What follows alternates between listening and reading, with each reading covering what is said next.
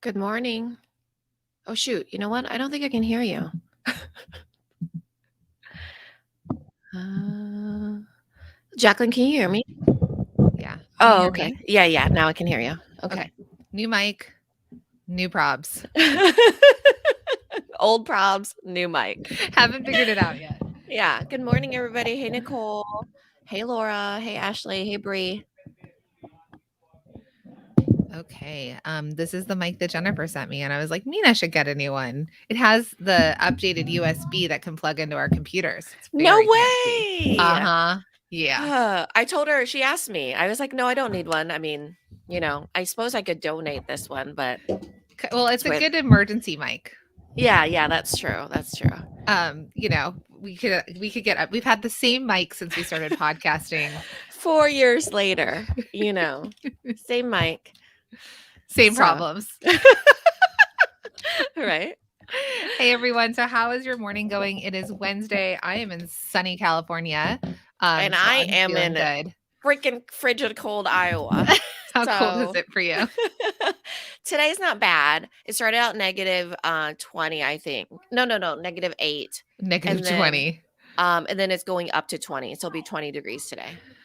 Fancy. How cold? Who Mm. wins for coldest where you all are? Who wins for coldest? Excited but freezing. So Rachel's freezing. Anyone in the negatives? Negative 20, negative 30. A lot of our students are in Canada. Negative Mhm. 11 for Bree, negative 14 in I know, Wisconsin. it's crazy.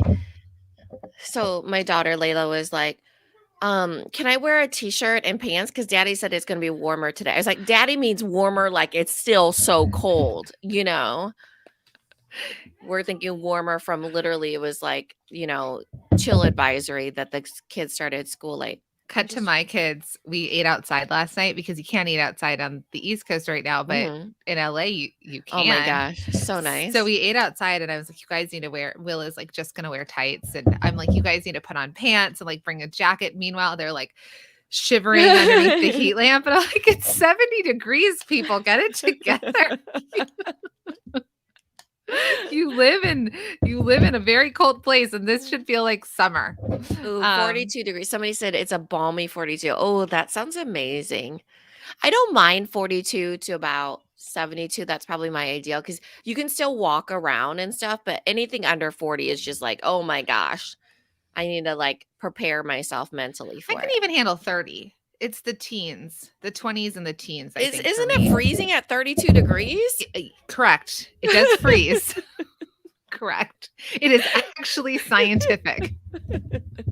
Yeah, I can't handle the 32. Okay, I've got my Instagram up. Okay. I think So people do will be able to hear I. me. Let me just Okay. make sure before I do all the things.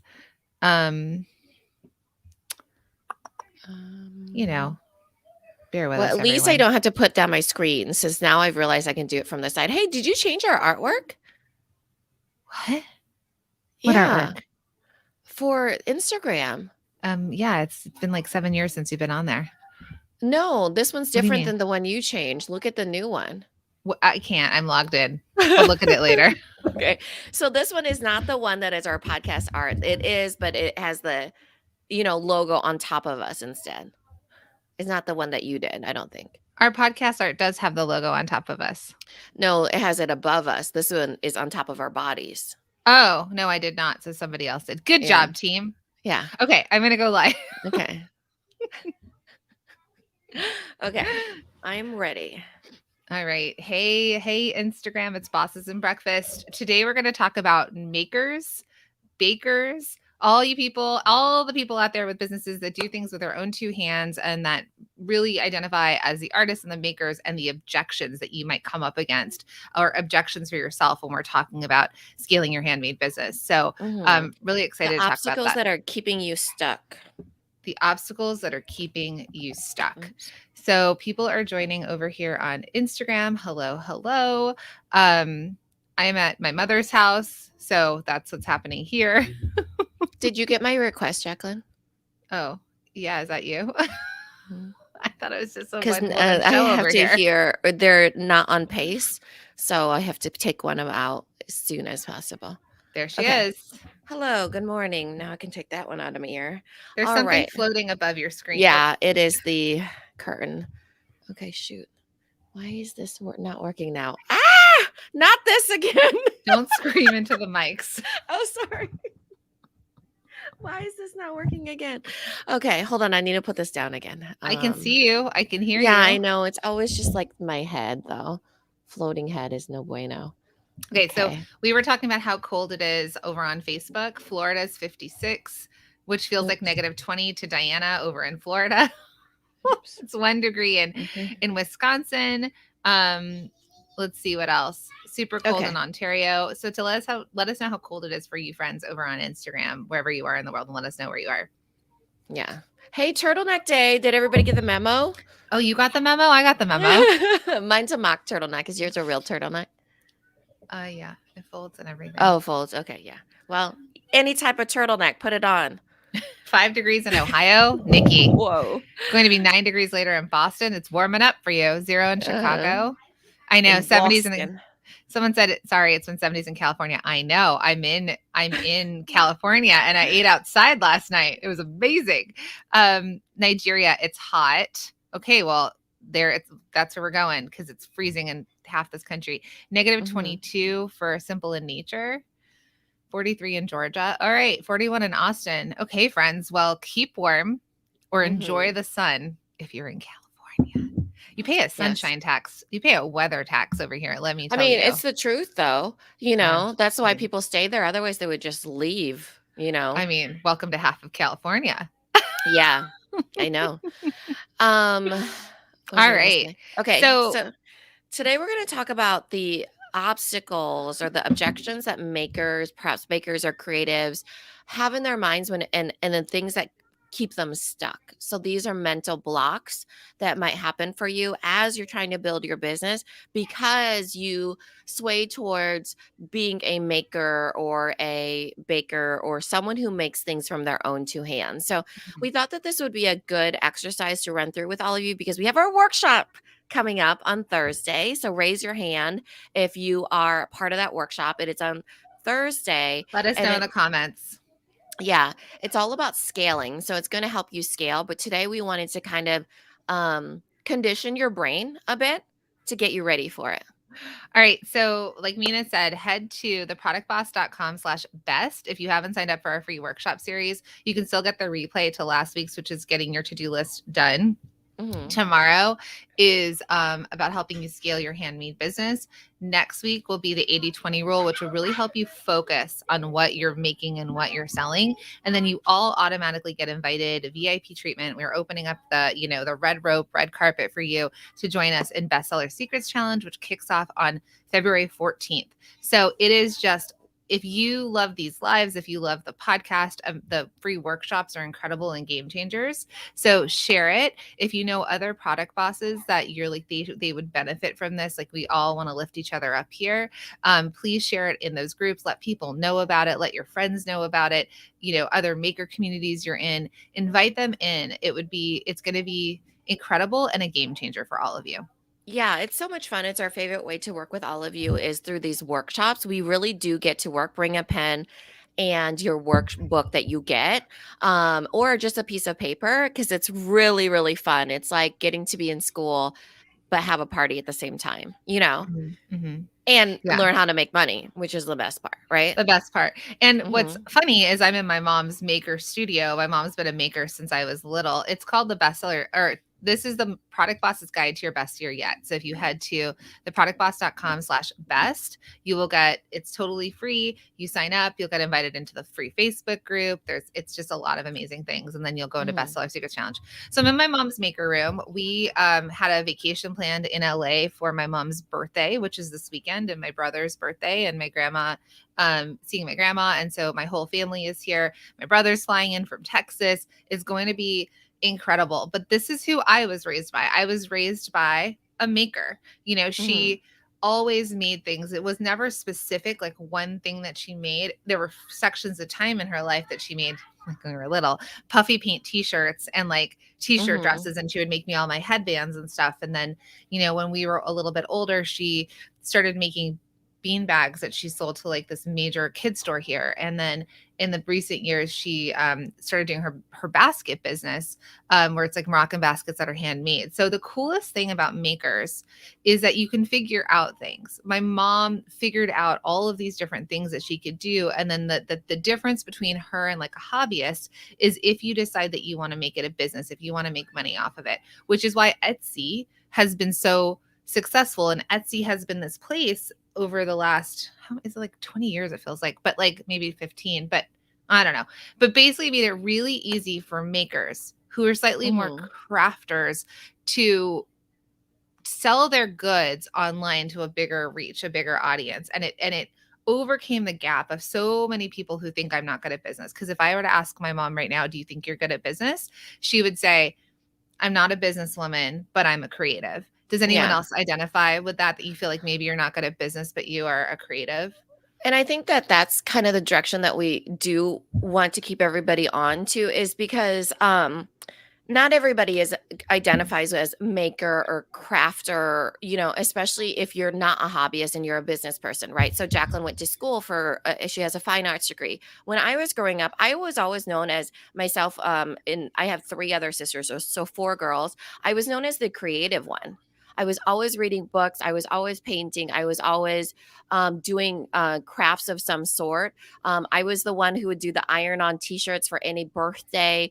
I remember my mom, even when I was in college, I was doing those, and then we did one for my dad. And I remember her calling me and being like, Mina, I washed it, and you're supposed to turn them inside out and it stuck together. I don't think you should sell these to people. And I'm thinking, who am I selling these to?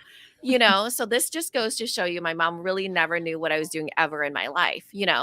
But I was known, and I took like when you put a flag in the ground, like I was like, okay, I like being known as the creative one. I like being the one that figures out things or does things in a more like creative or, resourceful way, and to do it in a like I felt like it was my voice in the world.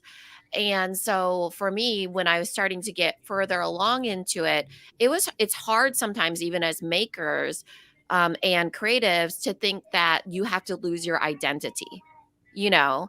And so, like, for me, when I was getting further into it and becoming a business person, it was just like, but I'm creative. I'm not supposed to be good at business or something, but I'm creative. I don't need to be making money from these things, but I'm creative. And it's just like you almost feel torn between the two when you don't need to be torn between the two. It's not giving up your identity. I like to give the example because my daughters are very creative. They do lots of artsy things, but they're also creative in the way that my daughter loves space and NASA. She loves building on Minecraft and Roblox and all those games, but it takes like how we played Tetris when we are young, that creative problem solving. And then just like, giving the example of like Albert Einstein, he was super creative, but he was a scientist. So we all kind of have to lift this idea that creative or good at business is one or the other, right?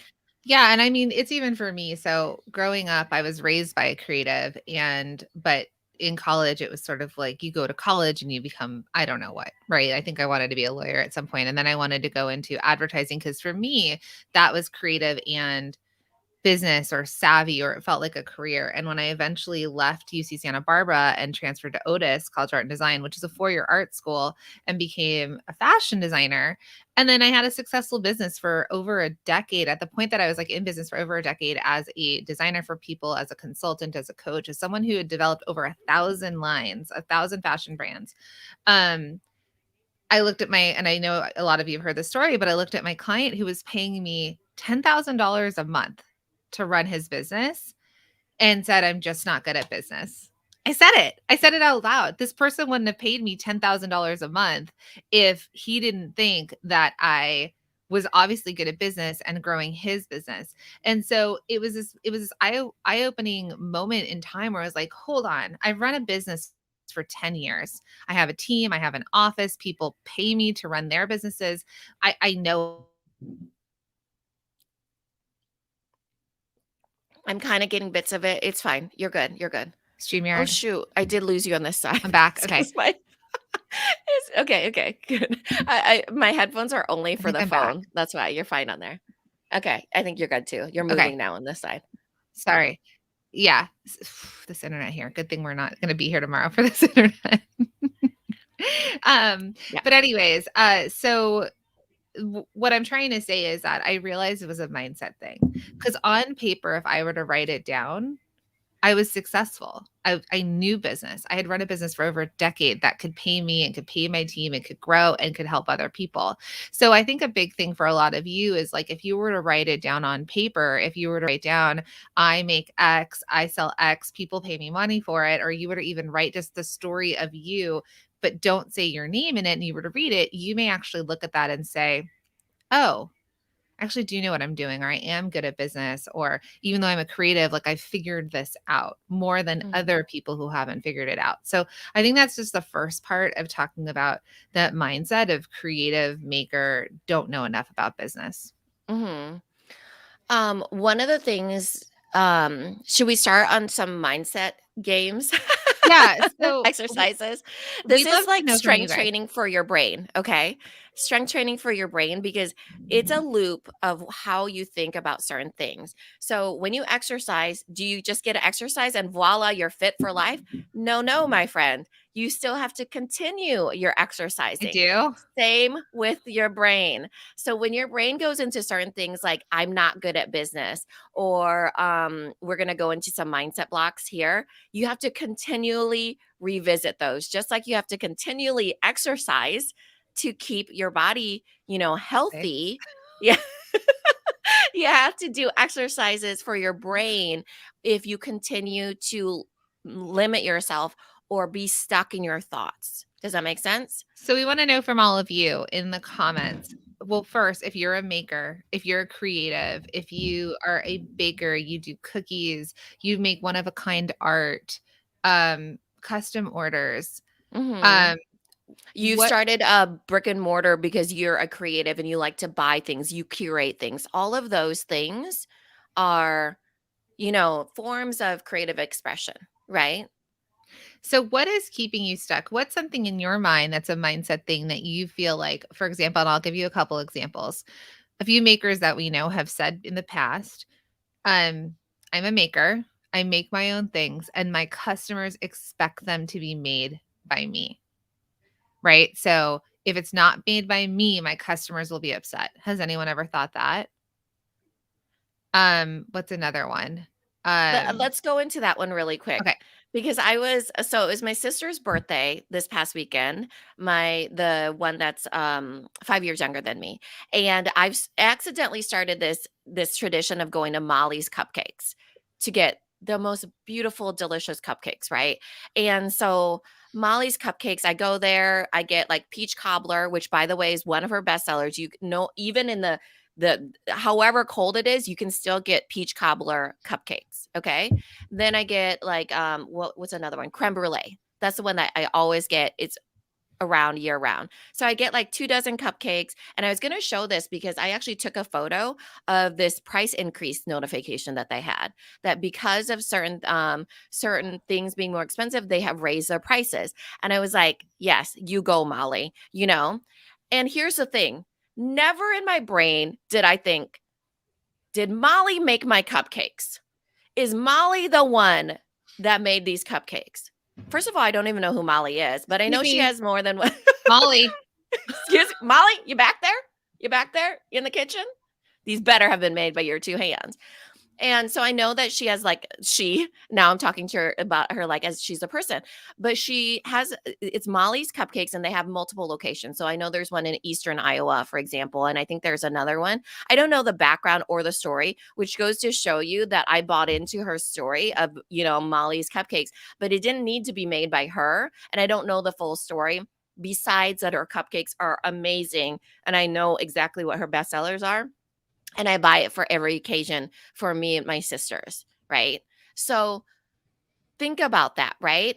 I know that a lot of us think, even if it, especially if it's our namesake or something, that it's called Molly's Cupcakes. I, Molly, must make this with my own 2 hands, or people expect that from me.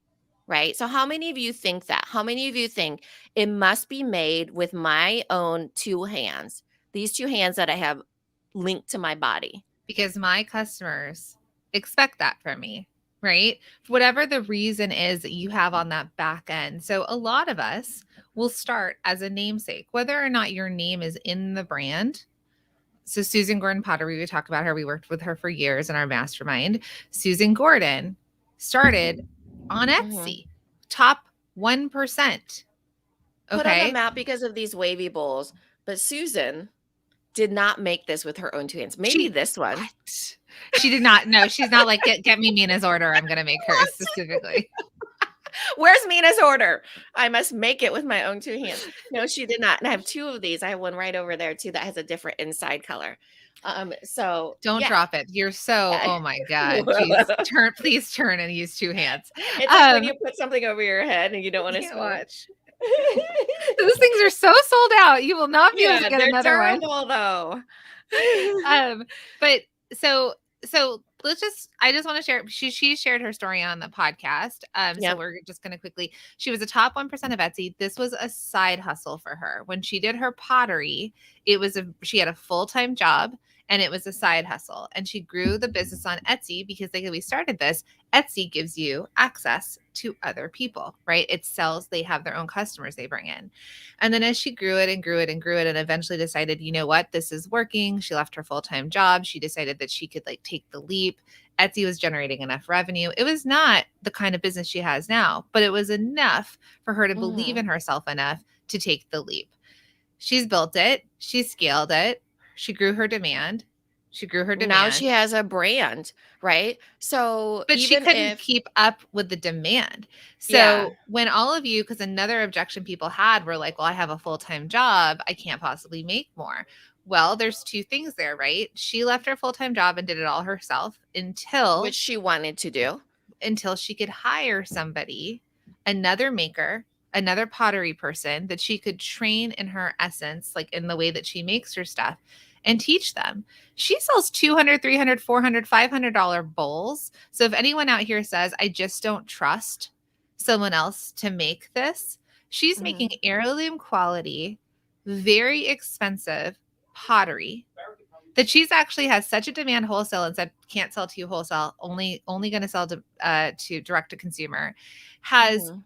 20 makers that work for her. So now she's employing makers. They are in Mhm. the essence. So what does she get to do? She gets to design. She gets to make the first piece. She gets to be creative. She gets to be like, you Yeah. know what? I'm She gets to inspired with do these what she wants to do. earrings. Yeah. Actually, I actually had her earrings on. I didn't realize this was gonna be Well, Susan this is a Gordon Susan Pottery Gordon episode. morning. So, because Valentine's Day is coming up, I wore my Valentine's Day ones, but since I talk a lot with my hands and stuff, it was jingling and I was afraid it was going to get in the microphones. Anyways, super cute, right? That's Yeah. So mhm. Grace says, as a buyer, I want to support the maker owner, but I don't care if they actually make it. As a seller, I don't want to make anything besides the prototype anymore. So that's the thing that we want you to kind of overcome this objection in your head. I know you like to make. I know Mhm. you like to be creative. No one is telling you that you do not have to continue to be creative and make. Molly is not making those cupcakes. She's not Anytime this making the hundreds and hundreds of cupcakes, but she may be she thinking, originated the idea of or she she makes has the this moment. recipes actually Yeah. probably. Maybe Uh-huh. she's home with her kids and music's playing and Mhm. sunlight's coming through her window, and she's like, "Okay, my business is over there and I'm not baking the hundreds and hundreds of cupcakes, but you know what? I'm Mhm. inspired to make a banana chocolate recipe. So Mhm. let me just whip this up and try it." And she has fun and joy in the creation. Mhm. And then she's like, "You know what? I'm going to But put this into the let's back business." up a little bit here too, because Molly knows what sells. This is why I admire this Molly person that I don't even know, is that she knows all day long that banana peanut butter doesn't sell as well as her peach cobbler even in January in Iowa weather, right? Peach cobbler is still on the menu. So understanding that she got to know her customers, her sales, and she didn't have to be the one who did all the making, and she gets to work with recipes with the sunlight coming in, music playing, like what Jacqueline said. But that's not just her job. Her other job is to keep the engine running too. So she knows that if she gets to know her numbers, she gets to know what her customers want, then she can keep that running, and her team keeps it running, and she gets to do whatever she wants to do. So the objection here is that, and listen, if you're an artist and you paint actual art, true, you may need to paint the art. But even Michelangelo had help on the Sistine Chapel. Michelangelo did not paint the entire Sistine Chapel with his own two hands. He had Did he not? apprentices. No, he had apprentices too. All of the big artists that we know had apprentices. It's not to say like a single painting wasn't painted by that person, but Yeah. at some point they actually might have someone lay down the wash, right? Uh-huh. Or set up their paints or get the model in to do whatever they need them to do.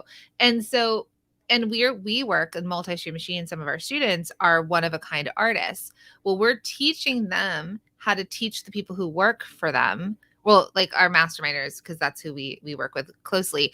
But how to teach in their essence to execute part of the work, to Yeah. scale part of it. How can we make processes easier? Do you have to do it all? Or can you teach someone how to, I don't know, lay down the background paint, right? Like you sketch it, they Mhm. lay down the background paint, they handle the drawing, and then they bring it back to you for the finishing details.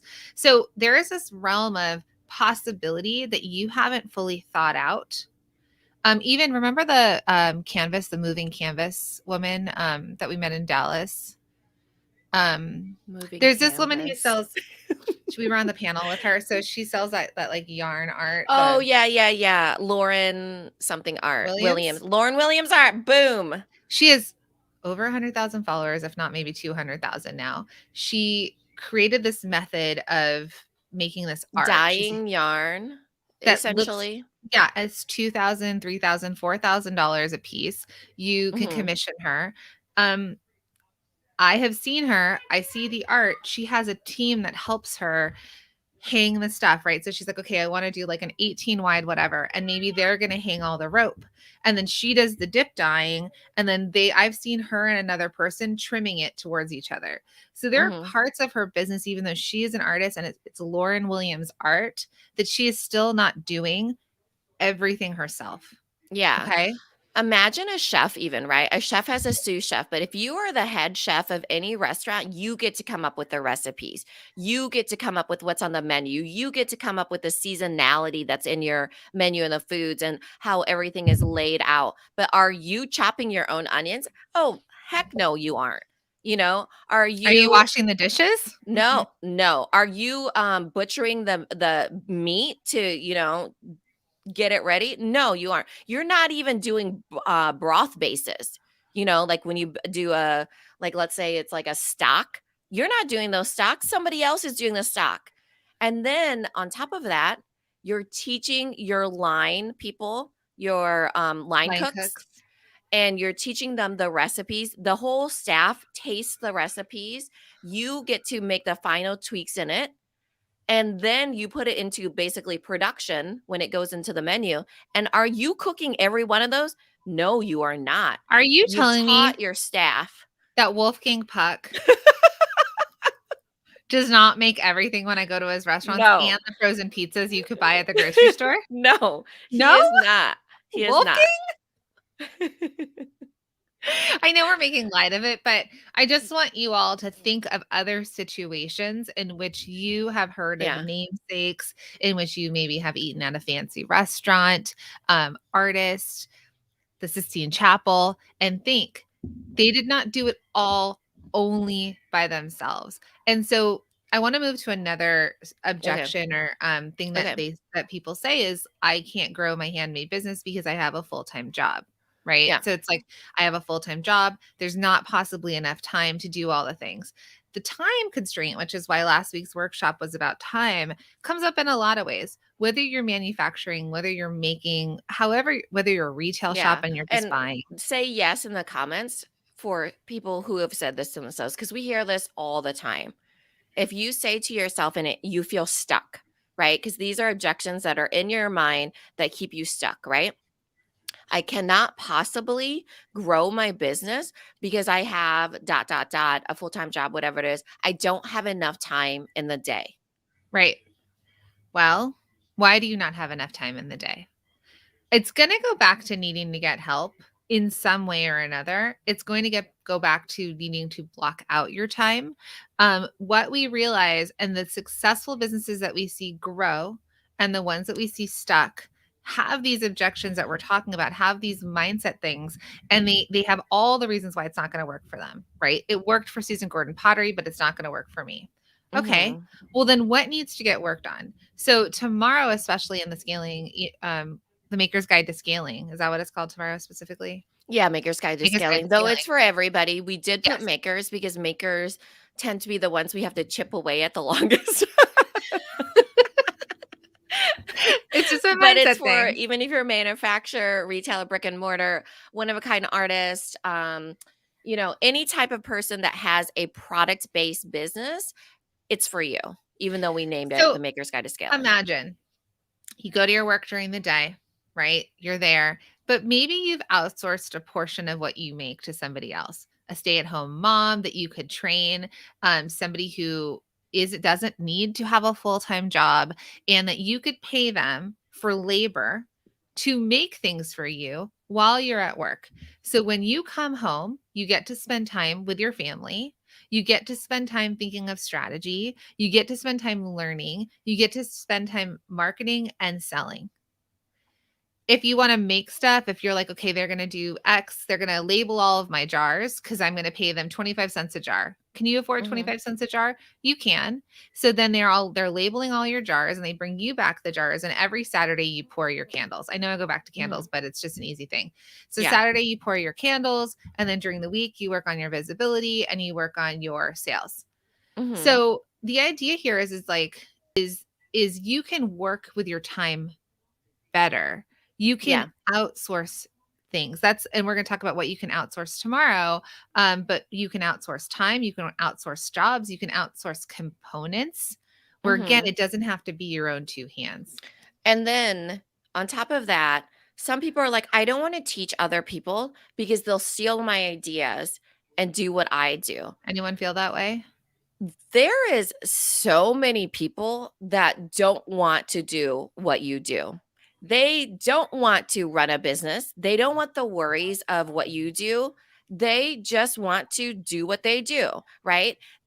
And I want you to get this into your brain of everybody has seasons in their life, right? Seasons in their life. So for myself and Jacqueline, it was a really hard season when our kids were younger, right? Even more so now. I mean, then there's the teenage years coming up. And then for businesses, there's seasons as well, seasons where you're thriving and seasons where it's harder. So when you think about that, like the people that I've hired, for example, is my brother-in-law who's a stay-at-home dad, because this is his season where he's a stay-at-home dad, right? He doesn't want to run a business, you know? So you get to hire who you want to hire, but there's in life, it's not just about us. People want to stay at home with their kids. Grandparents want to retire and they want some side money, right? Somebody wants to only fulfill boxes and in their fringe hours when they are not with their, I don't know, family. They may not Who want knows? to worry about sales. They may not want to Yeah. worry about tax bills. They may not want to worry. Yeah. They just want a job that you pay them. Here's the thing though. Or Let's they're say they a do. young person, like they're in high school or college, right? But what's the worst that's going to happen if they do learn from you? What is, as a fashion designer working for other companies as a designer and getting my experience. So when I was a lingerie and swimwear designer, they had us sign this like non-compete that we couldn't, Yeah. I couldn't go somewhere else. Well, you could technically go to court and not hold that up because if I am a designer for swimwear and lingerie, I can't get hired anywhere else after Mhm. unless I'm a swimwear designer in lingerie, right? But so you could do a non-compete agreement, but here's what I want to tell you. It could be more of a NDA, like a non-disclosure with a Mhm. non-compete part to it. You can't take my customers, you can't take my whatever if you really want to protect yourself. But a lot of you I'm going to say this with love, it's not that big of a deal. Most of you have, like, unless you're inventing something, right? Like there's something proprietary Mhm. there. Let them do a candle company. Let them make a jewelry company, but you can have Yeah. some sort of protection in the Which if beginning. there's proprietary, obviously, even outside the legalities, right? Non-disclosure, non-compete, all that stuff. I mean, this is exactly why Jacqueline and I say there's room at the top for all of us. They are their own person, right? You are your own person. So the way they'll do things, the way they'll run things, the way they present themselves to the world, the way their audience connects with them, honestly has nothing to do with you, right? You may have taught them a skill here or there, but it's usually comes down to that person, how it translates out into the world, you know? Because we've all gone to the same schools, we've all taken the same classes, we've all, all of you listen to the same podcasts, and none of you translates it in the same sort of way, right? You don't get the same sort of things as exactly the same things as the person next to you, even if you're in the same business. Husbands and wives that work together don't even get the same sort of there's a whole different dynamic when they're in the masterminds with us. They pick up on different things, right? So somebody said non-disclosure for recipes. Sure. But it could be an NDA in general, Mhm. right? It could be part of Yeah. your hiring process, and there could be an NDA that says the proprietary information learned here is ours, right? Mhm. Like you were working, and this is like I couldn't leave Cosabella and knock off their lingerie and start sourcing from their places. Like they could have, that was not the right thing to do. So if you feel like you want the protection, sure, Yeah. but there has to be an element of if you're going to expand your world, I'm always about protecting, like I handle the legal in our business. Like there's always that, but also you have to have trust and you have to just keep growing and not worry about it because as you keep growing, they're starting from here, right? Mhm. You keep growing. So if you feel like you need that protection, sure. But I want you to kind of get over that. The other thing Yeah. people say is they don't want employees. None of you have to hire an employee. You can hire 1099 contractors to do this for you, Mhm. right? And PayPal, by the way, does 1099s for people. So if you want to pay somebody through PayPal and Mhm. you pay them as a business to business or not for like a friend or family member, but the other option, Mhm. PayPal over $600 will do the 1099, so you don't even need to have your bookkeeper do it. So you can then say, and other people like, I don't know where to find people. Well, have you asked? Hey, I've got Yeah. this candle company. I need help. Could you put labels on a jar? Yes. Yeah, you ask. You start with perhaps your neighbors or your neighbors' kids or whatever it is. Let's say you don't want to do anything with your neighbors. That's me, right? Raise my hand. However, I say you can neighbors like community, yeah, like not like friend community next door. locally, Yeah. right? So you put it out there because then through osmosis, they're not going to know, hey, my, brother's, my cousin's brother's son is looking for work. That's not going to come to you like that. You I actually can't have answer. to go looking for that help. But also, you can hire seasonally, right? So this is not a permanent decision by any means. You don't have to hire an employee, have to have them for life. You could hire a seasonal contractor to begin with, right? So you're dipping your toe into it a little bit and you're getting, used to the idea of growing. So I wanted to go into that particular frame of mind of somebody not stopping themselves from growing because they don't want to share their ideas. That is at the root of it. It's called scarcity thinking, right? You have scarcity because you think that that idea can only be taken by you. Whereas the flip side of that is the abundance mindset, where it's a growth mindset, where there's no limit to it, right? So even if somebody were to take that idea, bring it to market, they're doing it in that sort of way, and there's room literally at the top for all of us because they have their own customers, you have your own customers. It's not a limited bucket of people, right? Those you're not thinking of it, okay, this is a limited bucket of people. They only will buy one candle for their entire life. And then it's just like, oh, if I give them, you know, my idea, they'll take my customers. That is at the core scarcity, right? So, side note, we are not the only business podcast out there. We're not the only podcast that Mhm. talks about We're product. the only ones that do it our way, though. Correct. We also are not the only ones that sell a course, but or challenges. But when we started, we looked around and we said, okay, there's a need in the market. And Yeah. we just put our blinders on and we kept going forward. And not only that, you could call these some of the podcasts that help product people our competition, but at least in the podcast world, we actually swap. So we've been on other podcasts that are for makers, for product people, for gifts, for stationery. We've collaborated with other Mhm. people that serve product people, and it has only helped us all grow. And that's what we even see in our mastermind. Do you know how many candle companies we have in our mastermind? We actually now have a candle company in our mastermind that does the supplies for candle companies. It's I know. amazing. Makers for makers. No, Makers for no. makers. Is that Um, yeah, that I was gonna say, is that her saying? Yeah, it yeah. is. Okay, I did get that right. Um, and so the cool thing about that, right, is like, and when things were running out, our masterminders were like, hey, there's no jars. Oh, I get my jars from here. They weren't like, don't take my Yeah. jars. It's Porter Supply Co., by the way, Oh if yeah, if you're you a got any candle candle maker makers. and you want some great, she does amazing like high end oils and scents and coconut Yeah, waxes. fragrances. So it's all done by, like, perfumers, and she does Porter Supply. fragrances, yeah, for, like, she calls it bougie hotel smells, but so, if you need some supplies, we got somebody for you. Yeah, Porter Supply Co. she's great. Someone said, yeah. So just think of it this way. And someone said, and another thing is I can't afford to hire help. I can't afford to hire someone. Well, there are parts of your business that you actually can. When you start to scale, now when you're starting and you don't have a lot of sales, you are still going to probably be making everything yourself. But are you making too many things? Are you making just for making sake? Right? Like, are you like, okay, I'm Mhm. a maker. So I feel artsy today and I'm going to make 50 different types of necklaces and I'm just going to sit here and make them, but I have no time. I work all day. I've got kids, but I'm sitting in my studio just making stuff. That's another portion of you wasting your time, right? You don't have focus. You're not coming in with a strategy. It's the same Mhm. amount of time we spend on social where we're just like scrolling, but we say, oh my gosh, we don't have any time. Well, it's how are you spending your time? What are you focusing on? And that's definitely something next week at the workshop next week, we're going to help you do because I know you're creatives and maybe once a week you go and you live your best creative life, but the other days need to be strategic.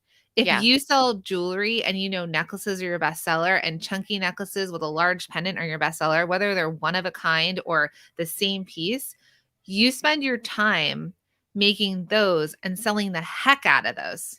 Mhm. That's what Bestseller Secrets Challenge is going to teach you. We're going to teach you how to figure it out and what to do because you might just be being busy to be busy, Yeah.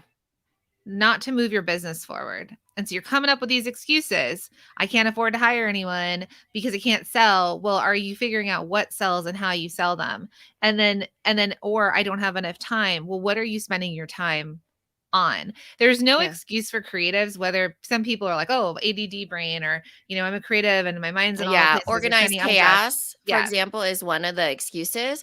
When you want to be better at something, even being better as a creative, if you're a real artist, if you're a real illustrator, if you're a real creative, you still have to learn basic skills: time management, money management, mind management, right?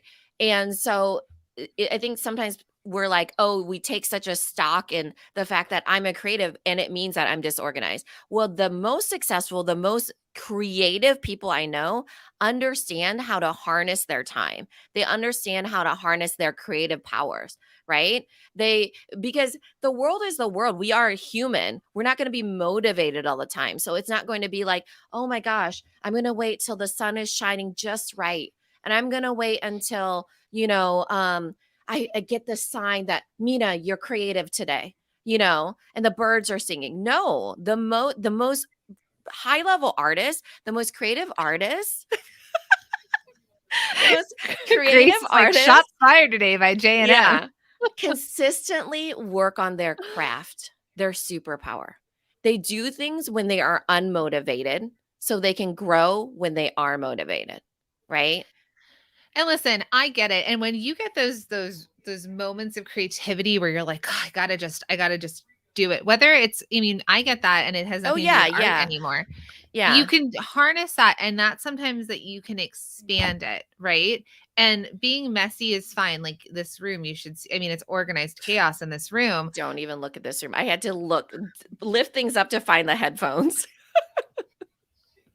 but if you want the excuse that you're making an excuse Mhm. versus if I really want this business to grow, I promise each and every one of you, you can grow your business without you feeling like you can't spend time with your family, without you feeling like you're going to be chained to your studio all the time, without you feeling like I Mhm. can't afford to ever hire anyone. You can, but you just have to start to shift your mindset a bit into, okay, these are objections, these are excuses I'm coming up with. Why? Mhm. Why am I afraid of success? Why am I afraid of growing? I don't know that I could ever do it, right? A lot of you Mhm. are like, I it have works. one more too that leads into that I want to address Mine one was going to more. say it works for them, but not for me. What's your one? Yes. Mine was won't work for me. Wrote it Yes. down. Look at us. So It's this like our one's brains are linked. really important. Won't work for me because this is when you don't have your blinders on. That's the root of this one. You don't have your blinders on. You're looking at somebody, it worked for them. Well, guess what?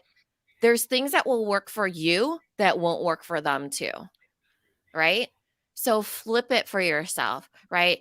Jacqueline and I can do the exact same thing. There, believe it or not, there's things that will work for me, for her, that won't work for me. Yes, true. But there's things that will work for me that won't work for her, right? See the other side of the coin. The other part of that too is that I hate this saying, that almost doesn't count. You better freaking believe almost counts. It's because almost is when people do stuff and then they somewhat like people think of it as failure, right? Because they're like, "Ooh, I almost did it." But the thing is that it actually is super advantageous because the next time you try again or you tweak it or, get to try to go beyond almost doesn't count, it doesn't stop you, then you end up learning from that experience, right? But sometimes people are like, almost doesn't count. I failed. I'm not going to try it again. That's why I hate that saying, is because it's like it has to be perfect or something, but almost does count because every time you almost do something, you've learned something, right? So that's kind of my take on the whole thing is like, there's a lot of people that say it won't work for me. Well, I'm sure that's true. That is 100% true. But what are the things that you're learning from that worked for you or almost worked for you that you can take out into the world that probably didn't work for other people? And let go of that thought that I have X happening in my life. I have this, I do this, I'm this. Uh-huh. Rachel Dunn is here. She has a special needs son. She's talked about this. And And a full-time job. and a full-time job, and she has doubled, quadrupled her business, like making jewelry.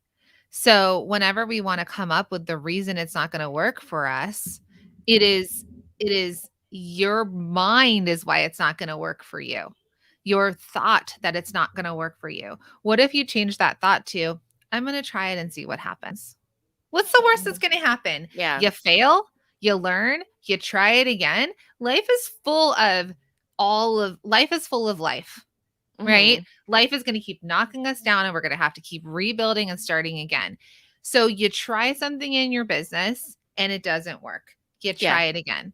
I mean, I'm Yeah. not saying mortgage your house and take out money and like I remember a client of mine wanted Bloomingdale's approached her to buy her product or her clothes, and they were like, the amount of money she would have to front to sell to Bloomingdale, she's like, I'd have to take out a second mortgage on my house. Okay, well, that was not the right move for her then because she didn't have the cash flow. It wasn't set up. It wasn't Yeah. something that she fully believed in. Okay, don't do that because that's a fail that's going to like affect in a bigger way. But if Yeah. it's I mean, um and plus she should consult a business coach like you before she did which we anything that said she did. let's not go Yeah. there. Yeah. So, but that is a high risk thing. Is it Yeah. if it's you spending $2,000 to do something big, like if you decide that you're going to jump into the multi-stream machine and learn from it, if you're going to invest in a machine, if you're going to invest in buying bulk of a wax because you're going to get it cheaper, let's do that. I promise you, you could make $2,000 back if you work towards selling and focusing and scaling, right? So let's get rid of that. It's not going to work for me. What if you just change that to, well, I'm going to try and see what happens. Mhm. Right. Because a lot of times people have circumstances. Always, that's life. Like Jacqueline said, things knock you down. And I will tell you, there's always somebody that has it harder than you. There's always somebody, but there's also somebody who's already done it too. So Mhm. the difference is commitment level. So some people have it hard, but they don't allow themselves. They just commit the time to it. They commit the money to it. They commit the motive, not doing things when they feel motivated, but they commit the consistency to it. Right. So it's a different level of commitment because you're like, I'm not going to allow myself any excuses, especially it won't work for me because I know that I can make it work for me. Yeah. And so you do it. You make it work for you. It's going to look different than the other person that it worked for. Believe me, but it will Because be your version. all of us here have a different life. We all have a different lifestyle. We all live in different places with different temperatures, right? We have someone here in Nigeria. We have Mhm. people in Wisconsin and Alaska. We have people in South America, the UK. We have pe- different people from all places with different lives, with different responsibilities, with different things happening, right? And each of us are on our own track, on our own course to build the lives that we want, and our businesses are the vehicle to get us there. So what do you want out of your life? What kind of life do you want? If you want to grow your product business and you want it to be a thing that generates revenue, that takes you out of your full-time job, or that adds to, you could do it as a side hustle and make extra money for vacations, like whatever it is that you want, let that be what you want, but get out of your own way, please. Mhm. Please get out Mhm. of your own way, because Yeah. you're the only one stopping yourself. Yep. Okay. So it's really, and I love, like, people are like, "Oh, you're calling me out over here." But it's the mindset stuff. And so much of growing businesses, no matter if you're making $100, 2,000, $200,000 a month, whatever it is, and we work with people making $200,000 a month, Yeah. product-based businesses. They also have mindset things that keep them somewhere, and we have to overcome those to get to whatever the next breakthrough is, whatever the next level is, okay? Uh-huh. So Because don't it's think uncomfortable, very uncomfortable. growth is uncomfortable. And especially makers that are very attached to the identity of being a maker or creative and feeling like it has to be yours. It doesn't have to be fully fleshed out by you, because you will not be able to keep up with demand, and then you will not be able to grow. So ultimately, Mhm. you're in this cycle of, if you want your business to make more money, you want to be able to do things with that money that you make, you want to be able to grow, but you're not allowing for that growth to happen. That's why a lot of you have been doing this for 2 years, 5 years, 10 years, and you feel stuck because you haven't lifted that lid for yourself yet. Mhm. Or you feel like it's more comfortable, right? So lots of people are like, I can feel the resistance right now, right? So it's like, okay, but I they feel more comfortable being the messy maker, Anyone here right? still feel like resistant to this? Or like, to be completely Yeah, honest, like, yeah, I hear what you're right. saying, but go Yeah. ahead. But people are supposed to be messy, right? Yeah, totally. I get it. You know, but it's the holding on to the comfort of messy maker and I'm not saying you have to be organized. I'm saying that I want you to move over to the identity of money making maker. Can you move over to money making maker? I know it's uncomfortable. Somebody had said that and I love this. She rented a gym. I love how creative this idea was. She rented a space in a gym for a month-long basis as a trial where she's going to do pop-up shop on Saturdays when the gym has no classes and it isn't being used. So she's using a space. Now I want to ask you, are you going to be bringing your own traffic? What if nobody shows up, right? So I know this is really scary, especially as a maker, right? So you rented the space. Now, are you going to be inviting people? Are you going to be showing up on social media? What are you going to be selling? Are you going to be gathering emails? So then let's say nobody shows up. Are you going to be recording yourself there so you can at least use the content later on? What are some things that you can pull and learn from it if nobody shows up, which might be your worst case scenario, right? But it's okay if nobody shows up because there's still things that you could do, right? You could use the content, you could show what you're doing, you could crop out the photo, you could use the space as like a showroom and start doing videos that you can post later on social media or in wherever it is, right?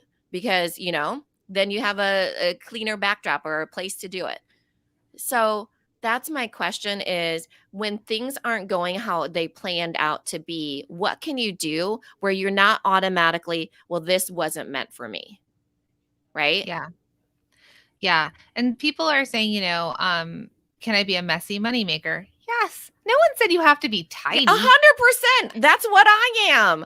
But there's You should that's how see. some you don't want to.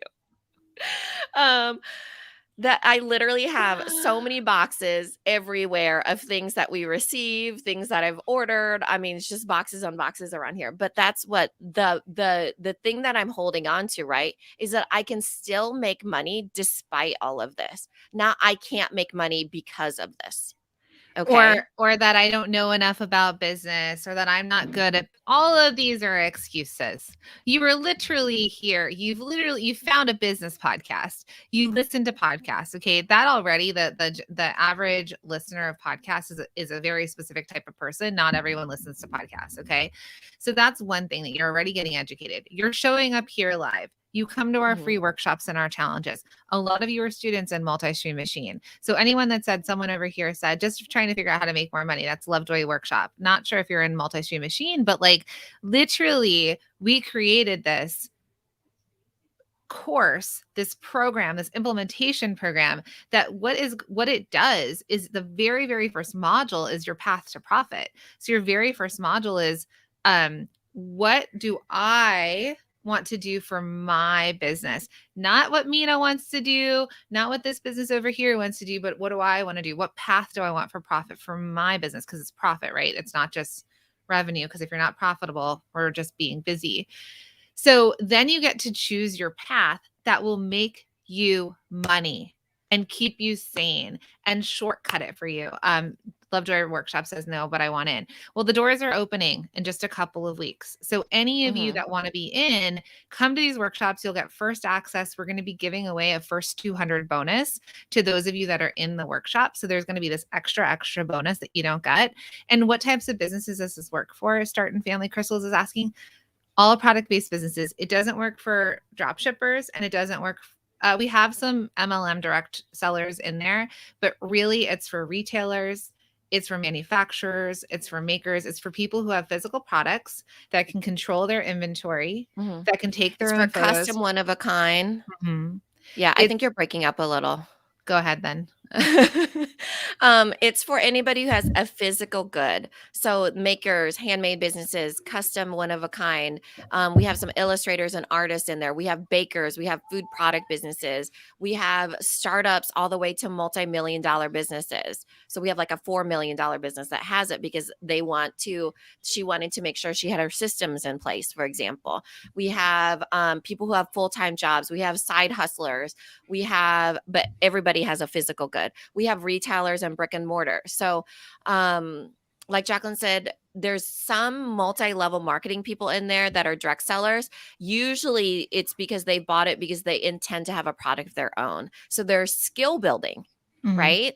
And they're getting the knowledge that they need to have. Same with the drop shippers, and print on demand doesn't work as well with those because of you not having control of your good.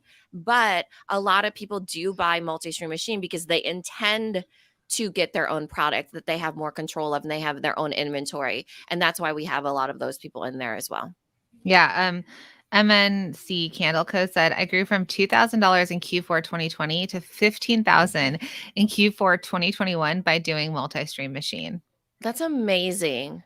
Can we grab That's that? yeah. Or send that I, as a DM to us. I But swear we don't plant the candle people in there. It's Maybe it's because like we speak of candles, we bring I candles. know, right? We Um, attract candles or something. it's because it was something that really did grow Yeah. during COVID, especially. But like, how many people here, as a handmade candle company, would say $2,000 in 1 year? Then in the next, okay, December 2020, $2,000. December 2021, $15,000. Anyone else want Mhm. that? And MNC Candle Co., do you feel, going back through it now to grow more this year, do you feel, as a maker, do you feel overwhelmed? Like your mindset that you had back in 2020 to 2021, like before you took the leap into multi-stream machine, did you overcome some of that? Did you realize that you could grow your business? Did you gain And that, confidence? did you make choices without having to figure it out? Amanda Lee said $18,000 to $80,000 after a multi-stream machine, and I she did mean, not feel. who would want $18,000 to go to 80,000? That's crazy. That's amazing. Good for you, Um, Amanda. I'm going to start selling candles. Dancing in Q Studio No, Amanda said. Lee does not sell candles, so No, Amanda Lee doesn't. She does prints. Um, yeah. so I mean, that's the thing, right? So if I were to tell you that if you invested in yourself, okay, so let's do this. So we're talking about $2,000 a month. Anyone else making $2,000 a month? Now, what if I told you that you could take $2,000, invest that into yourself, and then in a year have an $80,000 business? Yeah. $2,000 into yourself, and in a Not year, $2,000 a month. We're not asking you to invest $2,000 a month. one We're time asking you, yeah, $2,000, one time. and then a year later, Do the you math here, you would everybody. have a $15,000 month, and that's not including all the other months, right? Um, Someone said here, 2020 was slow. 2021, I made roughly around $6,000. I need to hunker down and do more with MSM. Um, and then MNC Candle Company said yes and yes. So not overwhelmed, felt more clear. I'm ready to dig in deeper and can't wait for tomorrow's workshop. So Mhm. what's the math? Just don't ask us what the math is. So we said $2,000 and instead you got $80,000 back. Did you Yeah. say 80? Was Would that you what you take, said? if you invested $2,000 in yourself, would you take $78,000 back? Like if we were like invest 2,000 and you can make 80,000, that's Mhm. 78,000 more dollars. You could Mhm. easily pay that back. Here, I hope that Alex, nobody's thinking about that because yeah, that is a it's great. definite no-brainer. Do the math anyways. Alexandria says the most I made in a month before I joined Multi-Stream Machine in September was $1,000. Wait for this. I did $10,000 this month. That's Five-figure from freaking month. No turning back that's now. September, October, November, December, January. In 4 months, that's a 10 times. 10 times. Good job, Alexandria. 10 times this month. Okay. And that's from 1,000 to 10,000 in Mhm. 4 months. So if we were to tell you in just a couple of weeks when the doors open to MSM, it's an investment, let's say, of $2,000. But then you could be like Alexandria, where you're just trying and trying. You're making $1,000 a month, $1,000 a month. And then in 4 months, you wake up and you're like, holy moly, I made 10 grand this month. Mhm. You're not even looking back at that 2K. You're like, best 2K ever spent. Yeah, because usually we've had people, for example, that pay for multi-stream machine. They're like, "Oh my gosh, this is because makers, another thing, they don't invest in themselves. They just don't. It's a hard hurdle. But when they do, obviously it's scary because anything you try that's new is scary. And then it ends up being what, 4 months later, 10,000, or 4 months later, at least you gain the knowledge and made your money back, So it's just an amazing thing to see. I love seeing people stretch themselves. And Alexandria, I think we may end up reaching out to you, Jennifer. Yeah, so multi-stream machine works for custom. It works for Yeah. personalized. Pet Paintings by Nicole is custom pet portraits for dogs on vans, jackets, and canvas, right? And that's just Mhm. somebody that we know closely. There are a lot of makers. There are bakers and food companies in there. There are retail shops. There are people who have, mobile retail. There Mhm. are people who manufacture their products. There are makers. There are people who want to scale. There are people who don't. It just makes it easier. Because how Mhm. many of you feel like you've been trying this for so long and you just want it to be easier? right? Yeah. Like we just want business to be easier. And that's why our course is not something where it's like, we're going to give you these general ideas and good luck. If you think about our podcast and the workshop style of it, we break it down into implementation. Mina's rebuilding the Amazon module right now because things have updated. Let's not stress this girl out. Nobody talk about it. But the thing is, I want to keep it. I'm updating the Amazon module. So for all of you that are in there right now, you get access, you get lifetime access, so you'll get to it. But I want to keep it really simple. That's the thing that we want action taking. We want snack size action. So redoing the Amazon module, keeping it snack size still of let's chip away at the Amazon thing is what my goal is ultimately. Yeah. So Uh-huh. that's opening, if you're come to these workshops, there's going to be a first 200 bonus where the first 200 of you that sign up are going to get this amazing extra bonus, which is going to help you with selling on social media. It's incredible. And we can't make this up. We can't make up Alexandria that made $1,000 a month and in 4 months has made 10,000 this month, right? It's incredible. And we're Mhm. so proud of you. So, Yeah. snack size Snacks. Amazon. I'm just saying it's one of the things that one of the teachers, not the teachers, the coaches that we had a long time ago, she said, if you want people to take action, you have to make it small actions like snack size. So anytime that I am recreating or teaching or coaching, I always think of that. Make it a snack size action. It just means a small action, right? Like Mhm. eating snacks because that's the best, right? Who doesn't love snacks? So now that I'm redoing this Amazon module, I go with, is it a small enough action where people will take the action so they can get the results? So, Mhm. just to give you an idea of when the way that Jacqueline and I teach is for you to take action, but you don't have to do this giant thing all at once, right? You're doing it in a way that it feels very easy to execute. So, we're keeping it simple, seller. Mhm. And you always get the updates. Yes, if you join MSM, you always get the updates. And there is a Yeah. bonus of it is an do-it-yourself implementation program, but there is a bonus for all of our new class of 2022 that Mina and I will be doing 2 live Q&A calls. There's so many bonuses. So just stick with us. So I'm having an incredible week with my family. I'm here with my husband, my kids. We're celebrating my mom's birthday, which is why we're in sunny California. I'm just really excited for what I'm going to do this week. Mina and I tomorrow are doing our workshop live with all of you. I will be doing it from Mhm. a pretty background with good internet. Because we have some fun, exciting things happening for us. We have our masterminders this week. I'm going away this weekend again. Mina's freezing her booty off, so I'm not going to talk about the sunshine too much. Right. It is But sunny, but I need to get some sunglasses because it's like the the snow, glary sun yeah. at this point. But it is really exciting. We have a bunch of exciting stuff. And one of the exciting things is that we get to show up with you live. So if you can make it tomorrow live, it is going to be amazing. Again, it's the Maker's Guide to Scaling. It's not just for makers, though, it's for manufacturers, one of kind, anybody that has a physical product based business, because we will be able to kind of dig in and do what we do best, workshop style learning. And it's absolutely free. Mhm. So that is the productboss.com/best. So, like I said, show up if you can. If you can't, no big deal. You can also catch the replay. And And you'll then get last week's replay as well. yeah, you'll get last week's replay. And then we're going to move you into the Bestseller Secrets Challenge, which is the best challenge that we have because it really helps you understand how to make a profit with your business. Okay. So we're kind of working our way into it to get the best year yet, is what we're calling it for you. We fully believe that we can get you the best year yet. That's why today was all about, getting your brain ready for it because we want you to make the money. Yeah. All right. So we'll see you all inside the workshop tomorrow. I'm so excited for all of you that signed up. Make sure to sign up. It is free. I mean, why not get free stuff? It's at 2 p.m. Eastern. And so 2 p.m., it's about an hour training, but sign up because you'll Mhm. get the replays, which watch in your own time. Right. And then the challenge kicks off on February 14th, Valentine's Day. We'll spend it with Yeah. you. Yeah. All right. Thanks, everybody. We'll Thanks, talk to you everyone. later. Bye.